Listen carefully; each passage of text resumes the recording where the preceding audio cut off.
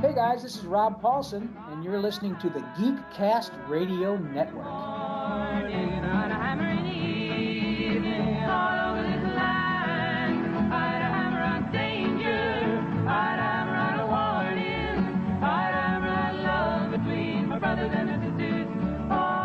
Hello and welcome to the Comic Concierge Podcast, a podcast that believes that comics are for everyone. The key is finding the right one.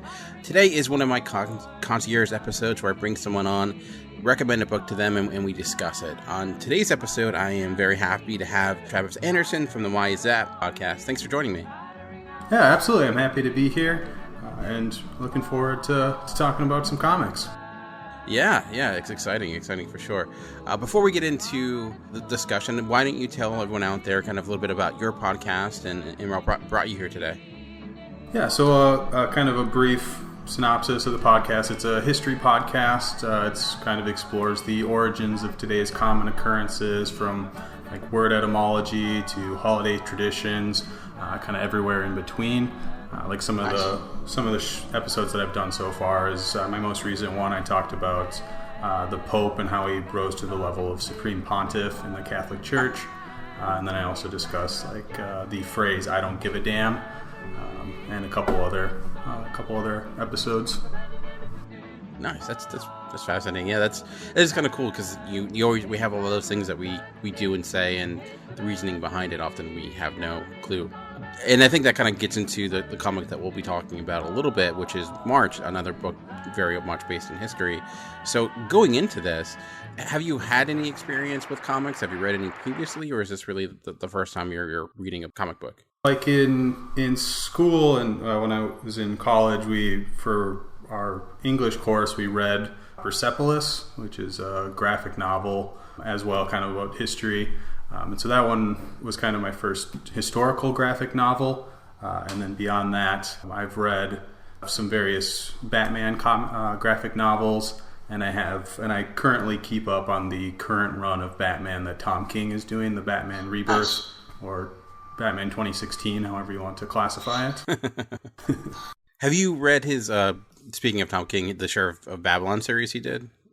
I haven't yet. I wasn't familiar with Tom King before he started doing Batman, so okay. So now I didn't read for about the first 6 months, so I'm all caught up on the series now. Now I'm interested in going back through some of Tom King's prior work because I've enjoyed the story that he's put together so far. Yeah, it's interesting because he was actually in the CIA previously, so it's not his story per se, but it's taking place, I think, during the Iraq War, like near the beginnings of it. Centers on a murder mystery, so you might enjoy it. It definitely, I think it's kind of where he cut his teeth in the comic book world. Okay, yeah, I'd be interested in that. He seems like he has a really interesting point of view. I've read a couple of his interviews where he's talked about doing Batman, and he seems like an interesting guy. As you said, he has intriguing sensibility when it comes to storytelling. Yeah, it's been a little bit different because I have a Batman encyclopedia book that I got for Christmas one year, and I've read like online like synopses of a lot of stories that I haven't read. So it's been a little bit interesting to see how it actually plays out. And he's doing things a little bit differently. He obviously has a lot more focus on the Batman and Catwoman relationship, which is I've enjoyed the relationship. I don't know, like if I was 12 years old, if I'd be as into a Batman Catwoman relationship, but now that I'm an adult, it's kind of an interesting dynamic to the Bruce Wayne Batman. Definitely for sure.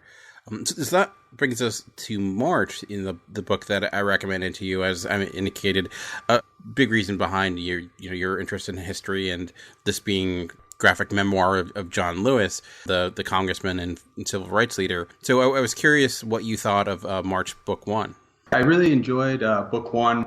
I was somewhat familiar with John Lewis. I'm from Minnesota, okay. So I knew of John Lewis. I don't keep up on like every Congress man and woman throughout the whole U.S. because there's 435 of them. A little bit difficult to do that, but you do hear of John Lewis just because he's been, I think, since '86 been in Congress, and he's obviously a huge figure in the civil rights movement. So I knew a little bit about him, so it was actually really fascinating to kind of hear, especially in this way. I never thought of really writing a biography in a graphic novel, and it was kind of, I think, especially for his life, it really kind of was able to bring it to life and in kind of a different way than you'd expect, just because some of the images were very striking.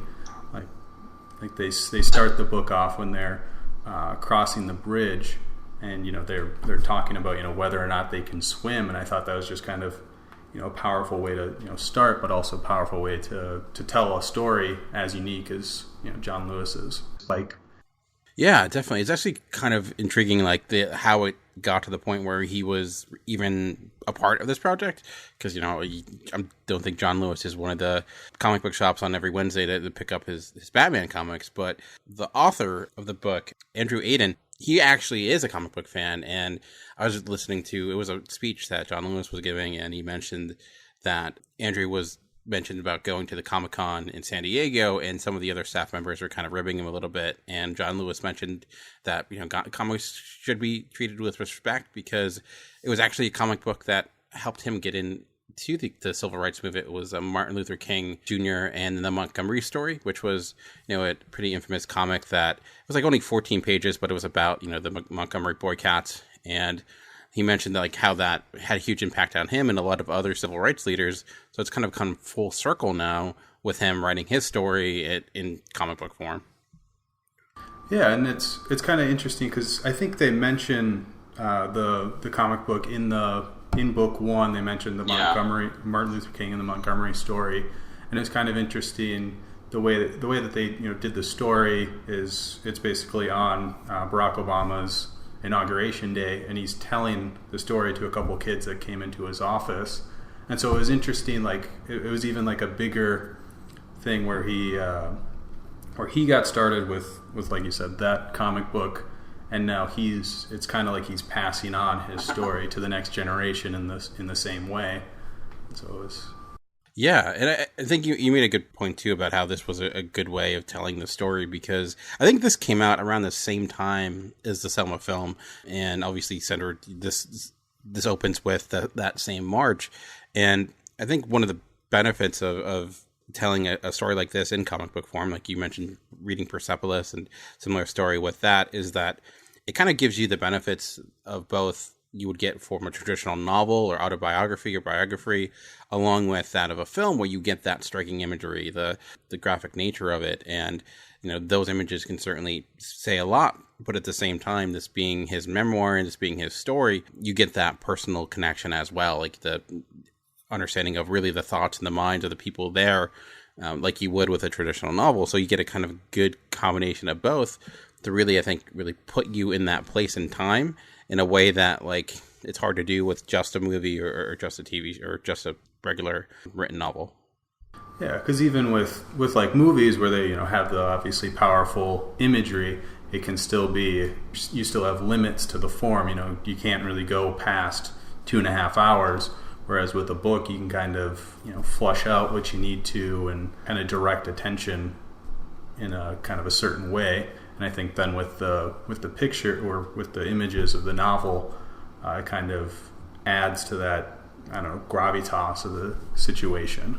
Yeah, definitely. I think that was a big piece of it, and why it's, I think, as acclaimed as it is, and putting John Lewis's name on it being his story, I think certainly brings a huge amount of credibility to it as well, into that of even the genre or the medium of comics, because it's one thing for an author to take this, or someone like a historian to take the story and tell it, but when you're getting the point of view and getting one of the biggest figures in that story, a part of it adds a level of credibility to it, of course. And I was just intrigued, how it starts really at his beginning, and him learning about his chickens and how that really set the stage of his desire to basically preach to his chickens and how the patience to raise them, and kind of where the tenderness of him came into, and then how we kind of just see him growing up within this first book of the three.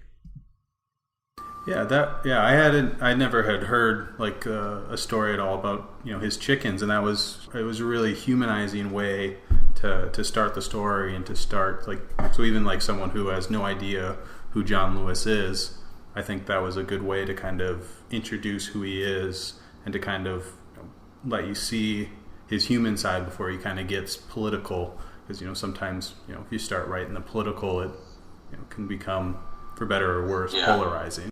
How do you think utilizing the juxtaposition of the present day, or at the time present day, where we're reading Barack Obama getting his inauguration compared to that of the life that John Lewis lived, for you, did that device, I think it showcased like just how much has changed within that period of time. Obviously, still growth developments still need to occur, but I just thought that was a good way, just seeing the journey that he went on as a person from like the days of being in this farm in Alabama to being a congressman and being there on the election of the first African American president. Did that device work for you? Yeah, I think it worked really well, because like one of the things is as he's telling the story, you get a point in time where he couldn't even sit in a restaurant to order a meal, and then all of a sudden you switch back to present day, and there's actually it's one of the huge events, Barack Obama's inauguration day, and it just shows through the work of people like John Lewis, what they've been able to accomplish in a generation. And I think that part of it kind of inspires that hope, is because I think a lot of times for people, they think what can one person do in a single generation to actually change the way things are, and this actually shows just how big of an impact one lifespan can be on an entire civilization. Yeah, for sure. Obviously John Lewis is a name that many people know, but just seeing how many things he was connected to just in this first volume and the things that they went through, like there was that going through the process of the counter sit-ins, at those restaurants, and we often see the end result of that, where people are sitting there and they're being berated, but just seeing the progression of it, how they would first go in and ask if people could be seated, and they would be denied, and they would go in with more people, and just like the method to their processes and the way that they would there was a lot of thought and planning that went into all those. And what I thought was really effective in this was being able to see how that all came about, because we always see the imagery and the effects of it, but knowing that it wasn't a random act. There were a lot of things that went in to get to that moment. Yeah, I think that was like the build up through it was such an interesting thing, because like you said, once it doesn't make the news until there's fire hoses being sprayed at people, until they're being pulled out, until there's actually violence. And whereas in this book it shows they went through the process of having each other berate each other, so that they'd be ready for whatever insults were hurled at them, so that they'd be ready to completely go the route of nonviolence, because that was their explicit mission, was to go the nonviolent route, and which is a very admirable way to do things. It's a lot easier said than done, and it shows just how difficult it was to kind of get to the point that they could make these decisions, make the choices of today we're actually going to stay in the restaurant, and how just that decision kind of blew up, and how much preparation they had. I know with your podcast, you get into a lot of like how things became the way they are, where the meaning behind things and things of that nature. Did you find yourself reading this and discovering any of that? Like, okay, I didn't know where this idea came from, or anything that you felt like, well, this kind of falls in line with a lot of what interests you regarding historical tales?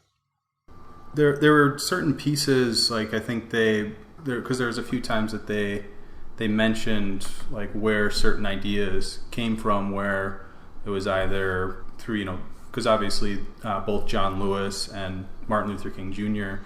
Were very religious, but then they also talk about Gandhi's influence as well, kind of on their decision for how to integrate the society. It was interesting to see the formation of ideas before the actions that they actually took, and how they were hoping that they would be received after they took those. And so I guess it was kind of to watch the kind of path to the reasoning behind everything. That's a good point. Like, it's seeing like a lot of these teachings were, where they came from, and why they thought the way they did. Like, especially where John Lewis's desire to kind of seek and education, and where that came from, like how he's going on this road trip. But I thought it was really, really striking. We're talking about traveling across the country during that time, and they mentioned there's like certain states that they have to specifically, design their route around in order to make sure that they're safe, and like how they would have all this.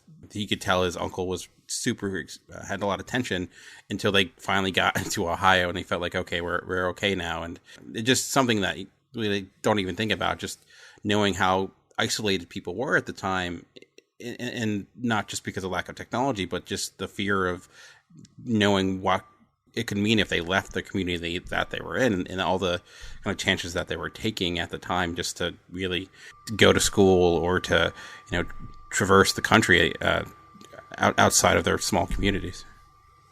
Yeah, and it was like that ride north. It was interesting because it also kind of talks about the innocence of a child. He didn't really realize how bad things were off his farm, because he had never had a reason to leave the farm really, and so it was and so like you said, like with when he could noticeably tell the tension, and then like when they finally got to, I think, Ohio, and his uncle was finally able to relax, and just that complete difference of how do you explain something like this to a kid who grew up on a farm where his, like, the biggest people who were oppressed in his eyes were the chickens, and all of a sudden he sees that people judge him just because of the way that he looks, not because of what's in his head, not because of his actual actions. And it was just a completely fascinating thing to kind of see his awakening. Yeah, that's a good point that you make regarding, him looking at the chickens and thinking that, he's the one that's being cruel in a way, that he's confining them, when in fact that on a larger scale, him and his family are being confined into this specific location, and then learning and seeing what the world can actually be like when he makes this trip, and he sees what life is like outside of his little farm, and how that propels him to want to go to school. And even though like his family doesn't necessarily approve, knowing that like it's gonna cause him and have some rifts with his father. But I thought it was also intriguing that like his father, even though he would scold him, in a way he felt that his father was still approving of what he was doing, because he knew that ultimately it may be the opportunity for escape that he actually needs. That was one of the most interesting kind of relationship dynamics, is when he would hide until the school bus was coming, and then run out as fast as he could so he could get on it before anyone could tell him to stop. And it was because of he had this thirst for knowledge, and even though each time he got yelled at when he got back, it was never, if you're looking at he was born in the 1940, and so he would have been growing up like 1950s.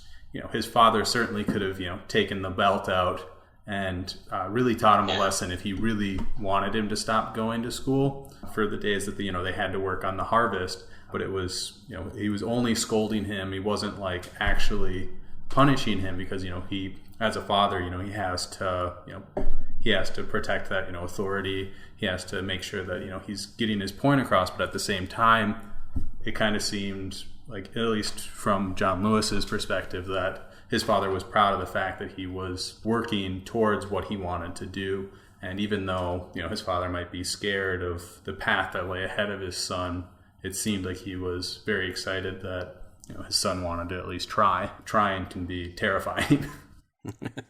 Yeah, and even seeing like his first encounter, like how when he first meets with Martin Luther King Jr., and ultimately knowing that like this desire to try to desegregate his community, and what that would mean, and knowing that he'd need to get his permission from his family, but knowing that they couldn't necessarily do that because of the danger it would put him in, but knowing that like they still, in a way, like even despite that, they were supportive of him, but also there was a realization of like there were certain things that they couldn't do just because of simply what it would mean for them and the rest of their family. Yeah, because they talk about how certain families, like once someone got prominent, sometimes they would attack their family's house. There's multiple mentions of some of these authority or some of the civil rights leaders, families' houses getting burned down, and it kind of, to make a connection to other comics, it's almost like the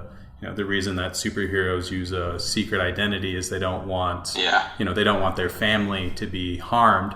And so he was kind of, since his family wasn't, they were supportive of him doing it if he wanted to, but they didn't want to be involved. And so he had to walk a fine line between, as he got involved to, keep his family safe, instead of, like you said, instead of going through with trying to desegregate the school after meeting with Dr. King, which I thought the meeting with Dr. King was a very powerful scene, just because his first time where he talked, or where he kind of had that reality check of what backlash there would be, if he kept pursuing this. And then it was in that moment that he kind of made the decision that yes, he wants to keep pursuing it, but he wants to do it in as safe of a way for his family as possible.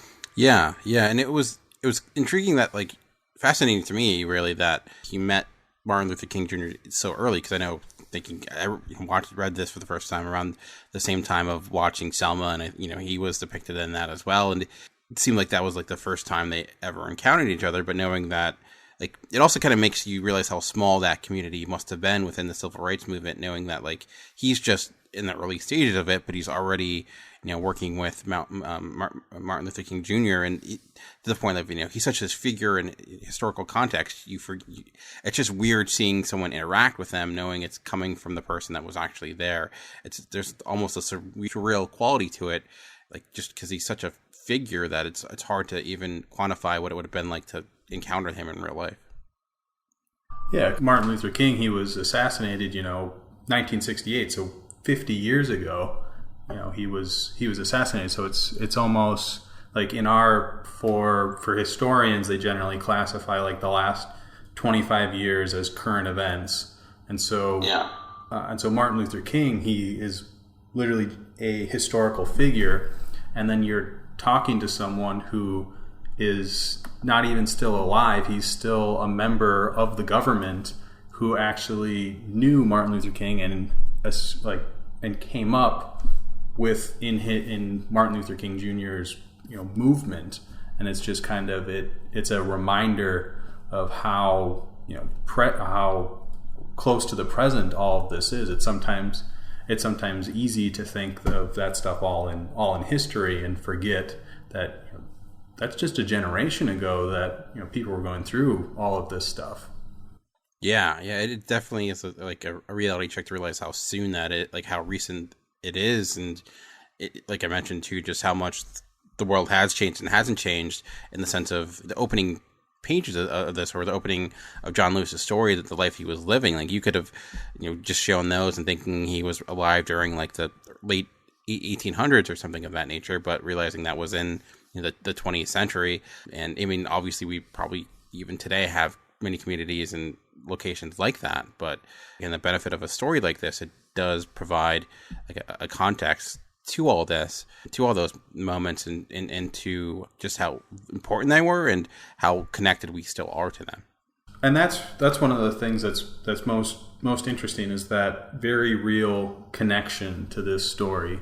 And I think that's, like you said earlier, with having John Lewis, gives you that powerful essence of the story, is he's kind of the connector of all of this. Obviously it's his story, but he connects it both from the past and the present. And dedication of the book, he says, to past and future children of the movement.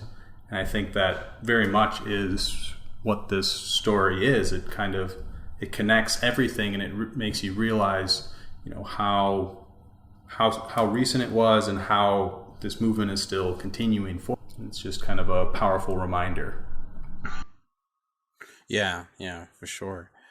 Knowing this was, the first book of three, did you feel by the end of this first volume that you obviously it's not a complete story because it's a story that's still going, as we mentioned, but do you feel like within itself, like it as a piece, as a work of historical fiction, nonfiction, does it work as a first volume, or does it feel like, you would need to read the entire trilogy to fully judge the quality of it overall? I think just from this first one, I can tell that it's, a high quality piece. And even if, like obviously we now know that, book 2 and 3 were successfully published, but, say if something happens and, we go back in time and something happens and for whatever reason, book 2 and 3 were not published, and they just had, and you only had book 1 to judge it on, I think it still would still be a very powerful story, still create a nice picture of it, and it does make you want to learn more about the movement. It does make you want to learn more about John Lewis and everything else. So it kind of it's a very successful first volume for a trilogy, but it's also just a successful standalone if this is the only thing that you're going to read of it. Yeah, makes sense. Were there any other pieces or anything else you wanted to bring up regarding March Book 1? Oh, I just wanted to mention the kind of the art. The artist of it, who actually drew everything, was Nate Powell, who I haven't read his other stuff, but I know he's a very highly acclaimed writer and comic book artist. But it was very interesting that they chose to make to keep it all black and white, because they have the cover is in color, but then they keep the rest of it black and white. And I think if done correctly, a black and white where you very much get to see the pencil drawings and the markings as they create this book, I think that kind of helps to add to the overall story. Like obviously we've talked about the power of John Lewis's story, but I think very much the penciling and the style that Nate Powell brought to it kind of elevates the story to that next level. I think it's a hard book to figure out even just how you're going to illustrate it. Like sometimes with nonfiction books, you mentioned like Persepolis, it's very cartoony in its design. And this is kind of and there's some that are nonfiction books that are very, almost like rotoscope in the way that they're designed, and this is kind of like a little bit in between. It's not 100% realistic looking figure design, but it's certainly it's not like super cartoony either. And I think that strikes that balance, especially when you're that opening moment where you're seeing kind of the brutality of what happened in Selma. And I thought, yeah, it's a good point. Like his art, I think, as we mentioned, is a big part of what makes this story work the way it does. And I think choosing to maintain it within black and white, that was a smart choice, especially when it comes to the violence. It leaves a lot of things open for interpretation, or like the way that we would see, the effects of what would occur. I think by putting it in black and white, you do have the opportunity to probably, give this to all ages, maybe not all ages, but to a variety of audiences that maybe wouldn't be able to fully grasp it. But I think that it was effectively drawn, considering like it's a tough subject matter to get correct, and I thought he did a good job doing that. Yeah, it keeps it grounded in reality while also letting the story speak for itself because that's always one of the things that can be so almost jarring. Like sometimes the coloring can almost take you out of a story, whereas a black and white can kind of keep you going through, and that's always something that, with a graphic novel or a comic book, it's one of the art, since you've chosen to do it graphically, is one of the most central, purposes of the story. And I think for this one, the way that they did it, it adds to it. And at times, I think if they would have gone with color, like seeing all of a sudden, oh, he's wearing a red shirt. Okay, like why did they choose red shirt in this one? Yeah. And so at no point does it take it away, but it allows for the story to stand on itself, but it also allows it to elevate that. Like even with when he thinks the one chicken dies, and you can see like his tears in his eyes, it very much powerfully conveys that emotion and so it has that ability just because of his talent of like you said, the shading and everything, to really make the story flow, make it work really well. And I really appreciated the art of the story. So even if someone's not interested in the content of the story, I think the art is stands by itself as well. Yeah, I think even at times you see most of it is a lot of like a negative or positive space, but there are times where it's like when I think things get really intense, where the shadowing and it gets nearly all black, and with a little bit of light, just especially like when they're in their jail cells or some intense moments going on where the page just turns black to white with a white lettering on a black page, and I think it really helps those moments stand out specifically. And there's that one page as well where it's like this big piece of realization that John Lewis goes through, and it's his silhouette, which I thought was also very effective. And I think the black and white quality aspect of it too gives it more of a timeless quality, where sometimes if it was in color, like you mentioned, it would really make it stand out to a specific place and time more so, even though this obviously is a historical tale. But I think it makes the juxtaposition of the present day and the past not as jarring. It makes it much more connected in that way. Yeah, I was when I saw the colorized cover, and then I had flipped it open to the first page where they're doing the march. My first thought was maybe they colored the present and then left the past in black and white, which they do in some movies. But I was glad that they kept it consistent all the way through, because like you said, there is that connection, and then also it keeps it timeless. Like I recently purchased the anniversary edition of The Killing Joke for Batman, and they talked about, and like they did an interview with the person, like just a short one with the person who did the color on the new one. They talked about how there was certain colors of the original that like made it stick out to the year that it was out, where he wanted to kind of fix that, so that since it's such a timeless tale, to make it so that it could also go while also not losing the qualities of like the yellow shirt and some of the imagery that we're familiar with. So he was kind of trying to walk that line. And I think with this book, since they chose to do it in black and white, even if you were to reproduce it in 20 years, they wouldn't have to really change the coloring or the stenciling or anything like that. It would just be, like you said, timeless, and continue to tell the story in a way that very much connects everything. Yeah, very true, very true.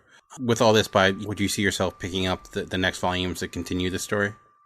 Yes, I absolutely plan to read both volumes 2 and 3 now. It definitely caught my attention, and I'm very interested now to see where the story goes. And so I definitely am planning to read both volumes 2 and 3. And this is also part where I like to try to recommend, based upon your reaction to some other books that you might enjoy, or either based upon you not liking it or liking it. And we talked about obviously some of the Tom King stuff if you're enjoying his Batman run, but to look at some other historical comics that kind of remind me of this in a way. There's one that's more fictionized, this current series, or it was original graphic novel from like a decade ago, and now it's come back. It's called Incognito. And there's a new one called Renaissance, and it takes place during the 1920s in Harlem. With this, the center character is a reporter. He works at an African-American newspaper during the time, and but the thing about him, he's got a very light complexion, and so much so that he's able to pass as a white person with like makeup and things like that. So it allows him to go into different parts of the city that he wouldn't be able to otherwise. So it's kind of an interesting look at like how seeing kind of the way society would work at that time and taking place during Harlem. I really find that time period really fascinating. Yeah, you might really enjoy that. And another one that's kind of on a very different subject matter, but it's a really powerful story in its own right, is the Ukrainian and Russian notebooks. It's life and death under Soviet rule, and it's about Ukraine during the time of Stalin, and when they basically starved the country, and it's a very depressing story, as you would imagine, but it's similar to this, and it's not the person who wrote it went around and it's like a documentary in a book form, because he got interviews from different people to put it all together. But I think it serves a similar purpose to something of March, but telling a very different story.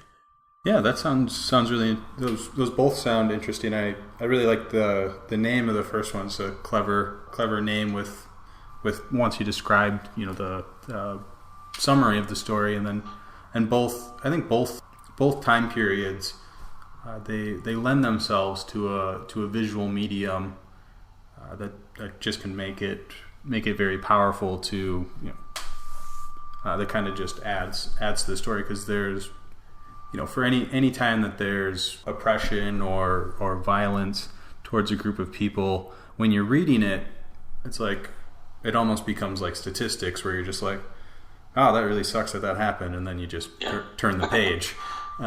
Whereas if you're actually seeing it, it adds to that realness, and it adds to that just emotional impact. Yeah, very true. I agree very much. So before we go, I know we talked about your stuff at the beginning, but if people wanted to follow you or hear more from you, what would be the best way to do that? So the show's available on all of the regular podcasting applications, whether Apple Podcasts, Acast, Stitcher, iHeartRadio, Podcast Addict, everything. There, you just search Why Is That Podcast, should find it. Otherwise, the website is whyisthatpodcast.blogspot.com. I post all the episodes there. I've also posted a couple articles on there, like I posted an analysis of a couple of a battle. I've posted kind of lists of some of my favorite other podcasts. Nice. So it's kind of more than just the podcast page. And then on Twitter, you can find me at Why Is That Pod. And then on Facebook at the same Why Is That Pod. Otherwise, if you search Why Is That Podcast, it should come up. To make sure you're finding the right place. The picture of the podcast is of Socrates. Nice. Yeah. I would definitely recommend people checking it out. So I have to. I'm interested in looking at your analysis of battles. That sounds really cool. So I will put all that information in the show notes for the podcast as well for this episode, so you'll be able to spot it there. But definitely want to thank you for coming on today, taking the time to read the book and talk to me about it. And if you do end up reading the other issues or installments and want to talk about those, you're more than free and welcome to come on. Oh, perfect. Yeah, I'll let you know once I finish both of them, and I'll just send you an email. I would definitely be interested in doing this again. Great. So, that'll bring us to the end of this week's episode. So if you want to get in contact with this podcast, you can do so. You can get me on Twitter at Movie Revolt. Go to the show notes at geekcastradio or nerdly.co.uk. Send an email to movierevolt@geekcastradio.com, or you can find us on Instagram and Facebook. Just search Comic Concierge Podcast. But remember that comics are for everyone. The key is finding the right one. Until next time, thanks for listening.